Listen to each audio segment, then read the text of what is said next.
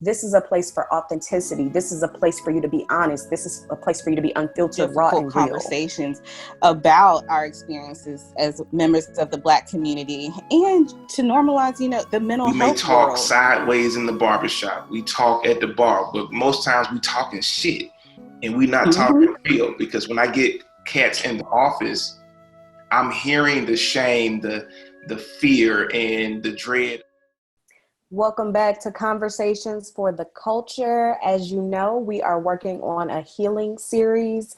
And so this is part 2, and we are talking about grief. All right. So I just want to go ahead and say that we know this as clinicians, but we want to make sure that you know this, that there are 5 stages of grief: denial, anger, bargaining, depression, and acceptance. And the thing about those stages is that they do not necessarily go in order. Okay.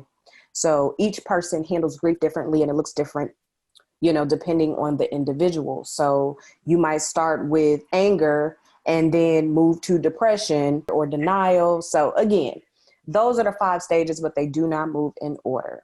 Definitely does not have I'm sorry, Jada, go ahead.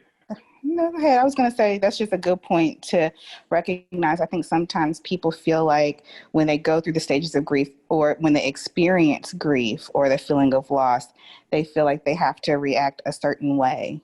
Either I need to act according to the stages that were set out, or I have to, put my hands in the air and cry and fall to the ground, wailing and stuff like that. I think that one thing that we do need to pinpoint here is that grief looks different for everyone, and it's okay. Yeah, we say that it looks different for everybody. However, people will they give you a shelf life on grief, whatever it looks like for you. And if you're the one that has to brave through it, your job is going to give you 3 days. They may give you a week, but friends and family will give you a week or 2. And then, people are like, hey, it's time to come out of that. They'll even say, I've heard people even say, hey, you got a few more days. And then, we got to, let's go out, let's go whatever, because they want to get back to normal. Yep. And so people don't recognize that I don't even know how to grieve. I'm not, my support system won't allow me to grieve, and whatever that looks like. So I don't know what to do. When you talk about the stages of grief, people aren't really looking at, what stage am I in versus like sometimes like I have to be strong. I just can't break down. I have to go on and I have to do the service. I have to make all of the arrangements, and then I have to be mom or dad at home and continue to go. And so it's years and years later, you're still haven't had a chance to grieve the loss of a significant other. And I think that's paramount, that we get to the bottom of, one, it's okay that you're not okay, like you said, Jay. And I think, Tim, you hit on something, compartmentalizing grief. It's almost like a old school lunch tray, right? Where you got your pears, you got your peas, you got your meat, and it's compartmentalized where nothing is touching. And so a lot of times I see a lot of clients, they come in and it's like, I'm stuffing this. I'm not dealing with this because I don't have the capacity to handle it.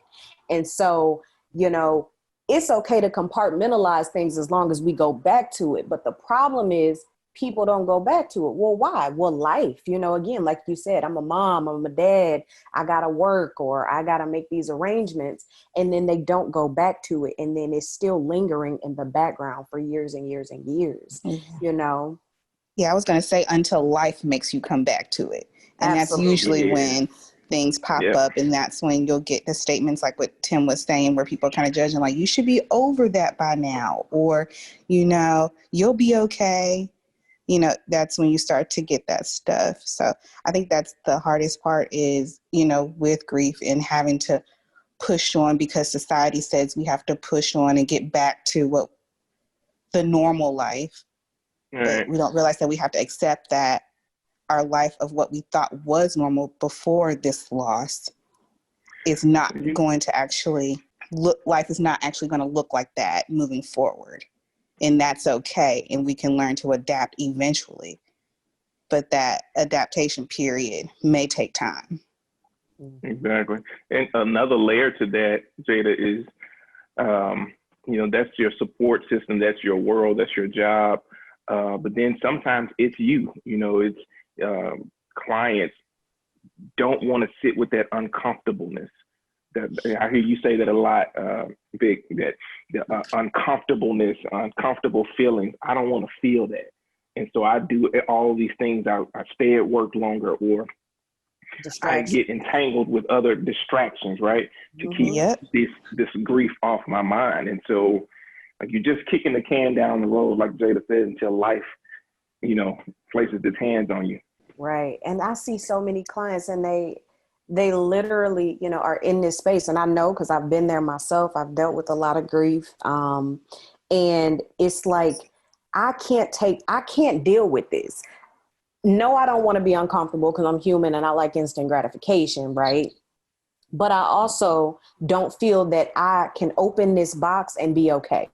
So if you get me to talking about grandma and her passing, and I hadn't really dealt with that or looked at that, I'm going to fall apart. I'm going to be on the floor, or at, lakeside, because I literally don't think I have any kind of coping skills to help me get through this.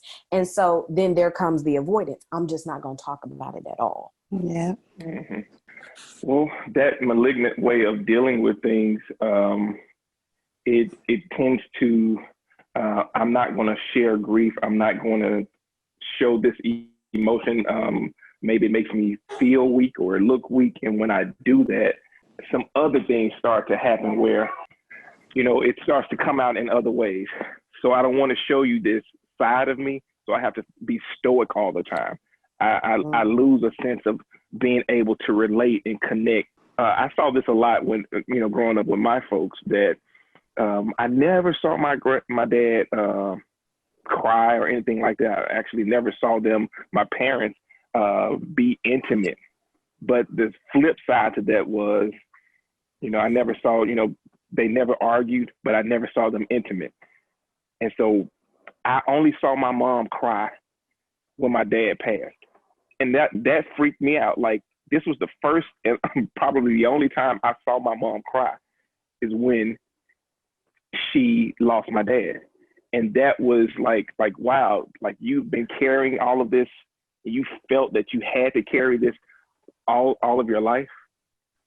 I mean, you're putting yourself in a situation like, wow, I have to be strong. I have to be this stoic robot, and we're not. Right. We're not a robot. Yep. Yeah.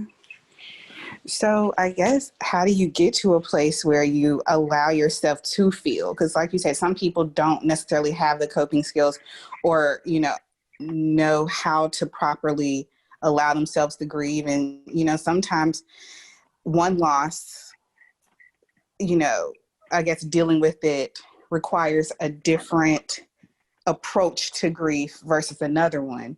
So how do you, I guess, begin to figure out, okay, what's going to work for me this time on releasing myself?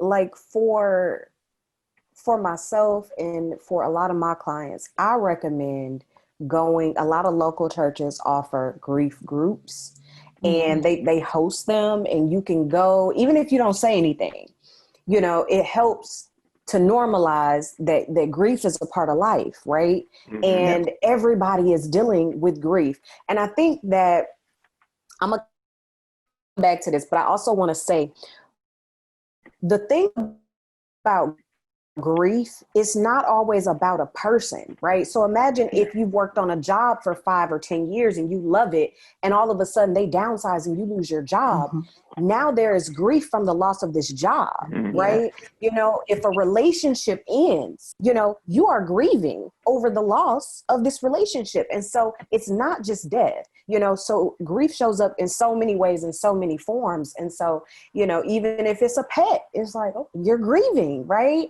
Mm-hmm. So really, helping to normalize, I had a client one time that lost something that was important to her. And she literally was sitting there and she was like, I can't believe I'm crying. Like, I just feel like I'm just at a loss. And she was like, over an object. I'm like, well, it meant something to you. You have a right to grieve if it meant something to you. And just me saying that, she was like, you know what? You're right. And then she gave herself permission to feel everything that she was feeling. Mm-hmm. You know what? Go ahead, Tim. Go ahead. Well, No, I was going to say sometimes oh, good. Ladies first.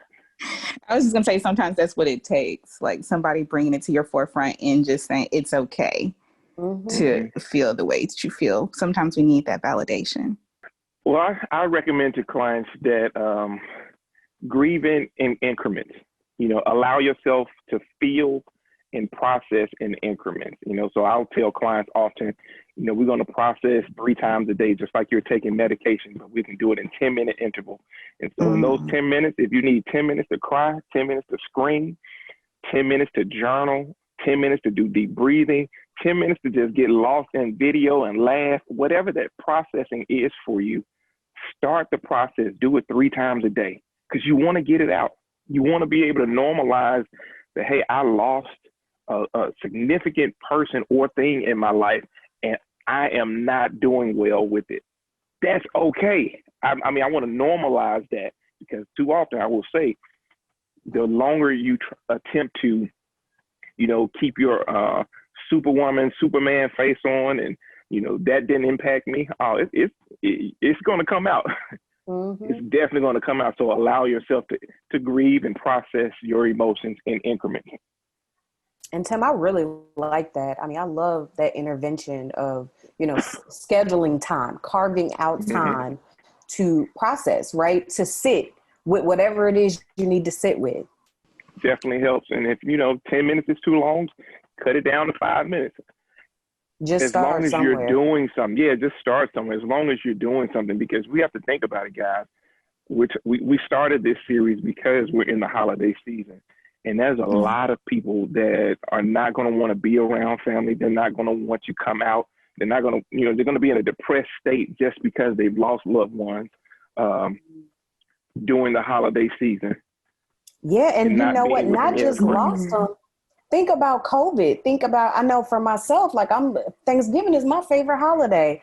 And that's the one time a year I go visit my family. And so I'm sad. I'm just like, I can't go home, you know? And I would have went, but my mother, of course, she's elderly. She's like, no, don't come. But it's like, you know, think about the people that have family, but you can't see them. And so I'm grieving. Okay, this is my first Thanksgiving not being with my family, and I can't even remember. You know, right. So yeah, the holidays. That also creates opportunity, Joe. It does. Tell us about that opportunity, Tim. It creates opportunity, and so I was lamenting the same thing with my family with COVID. And my family, everybody was afraid, you know, very tense to be around everybody in large groups, the whole nine. And so because of the restrictions, it's like I'm taking my family. We're going to go and do a vacation, something new. We're going out of town for Thanksgiving. It's my immediate family, me and my. It's an opportunity. It may not look like it has always looked, but you have opportunity to do something different, whatever that different is. But look, take the time to invest in what can I do now? What opportunities are out there for me now? I lost this job. I lost this relationship. Do I have to stay in the house? Do I have to, you know, sulk? What else can I do right now, you know, different than I've been doing? That is a good point. Starting, you know, new traditions and looking at holidays a little bit differently and putting a new stamp on it. That definitely is a healthier way to approach the holiday season from a standpoint if you are experiencing the grief, not being able to see your family like you would want to. How would you guys say for those that have family members that seem to be having issues with grief and feeling more depressed, but let's say you're a family member that's not. And so it's kind of like your holidays are dampened because the family that you do spend time with, they're too depressed to do anything, or they're just not in the holiday spirit because of grief issues. I was like, that's kind of a twist because it's kind of like And the reason I mentioned it is just because I did have a client that experienced that. It was kind of like, I think the situation was she had a loved one passed, and I think it was her grandmother or great aunt or something like that, somebody that was close. And she was able to, I guess, cope more with the grieving situation. But her mom, and we know in Black families, you know, your mom, we are matriarch. And so when your mom's not okay, you're not okay. Right. And so she struggled with, you know, during the holiday season with wanting to have the festive holiday like they're used to, but mom was just not into it. Well, I would suggest that you can't wiggle someone else's toes, so you can't make them, you know, hey, we're going to do it anyway, and we're going to do this, and this is going to bring you out of that thing. I feel like everyone, you're 100% in control of how you choose to respond.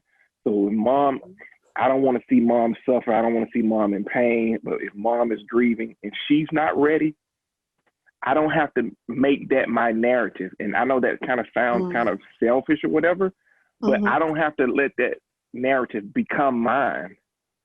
Because if mom may not be able to get out of her grief, she may choose not to process her grief.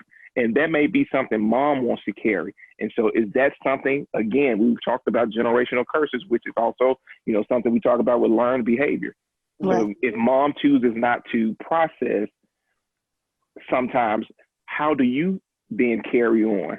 Okay, well, mom, we're going to do this video. We're going to watch some videos of the family. We're going to talk about them. We're going to do a comedy show reminding us of that loved one. There are some things that you can do. But if that person is just not in a place to receive that love and experience that, it's too much for them. I can be sensitive to that, but I don't have to let that govern me responding the same way. Right.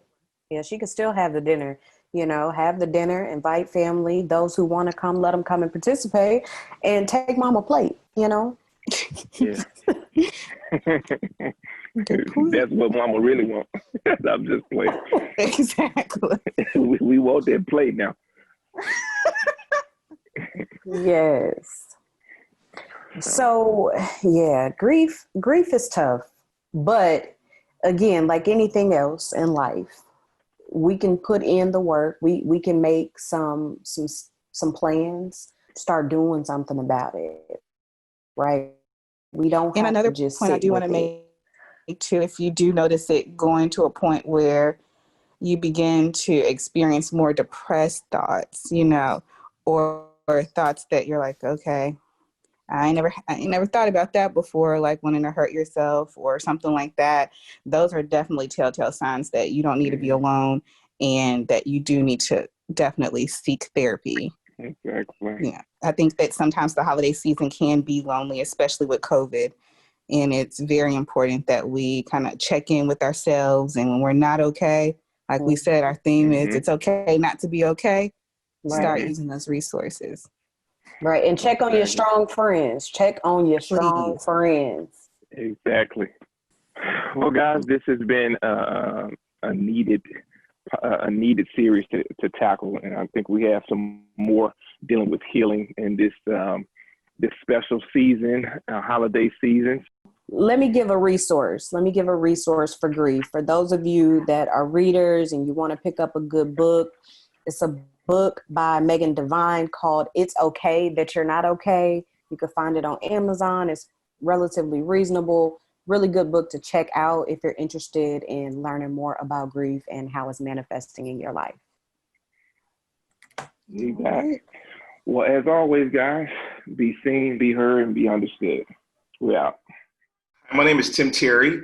I've been a licensed therapist for the last 5 years. My name is Jada Hill, and I'm a licensed counselor who's been practicing for the past 5 years with a focus on cultural identity issues. Hi, I'm Victoria Traylor. I am a licensed therapist. I've been practicing for over 10 years with a focus on trauma and anxiety. This podcast is intended not to replace a relationship with a licensed mental health professional.